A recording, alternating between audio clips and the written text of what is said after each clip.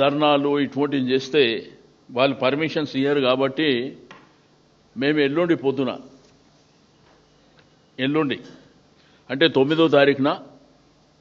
చలో బస్ భవన్ అనే కార్యక్రమాన్ని ఆర్టీసీ బస్సులోనే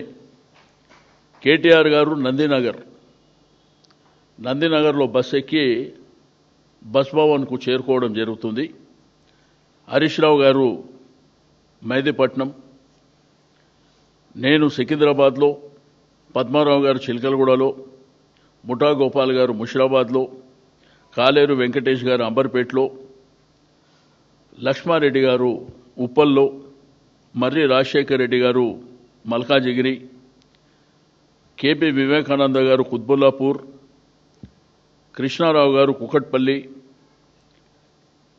ఎల్బీ నగర్ నుంచి సుధీర్ రెడ్డి గారు దిల్సుఖ్ నగర్ నుంచి, మహేశ్వరం నుంచి సబితా ఇంద్రారెడ్డి గారు, వీళ్ళతో పాటు మా శాసన మండలి సభ్యులు, మా కార్పొరేటర్లు, మాజీ శాసనసభ్యులు కూడా ఏదో పెద్ద గ్యాదరింగ్ అటువంటివి కాకుండా మేమే ఆ బస్సులో కూర్చొని ఆ ప్రయాణికులతోని ముచ్చట చేసుకుంటూ వాళ్ళ బాధకాలు తెలుసుకుంటూ,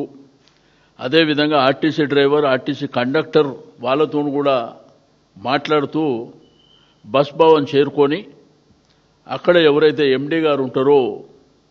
మరి వారికి రిప్రజెంటేషన్ ఇవ్వడం జరుగుతుంది.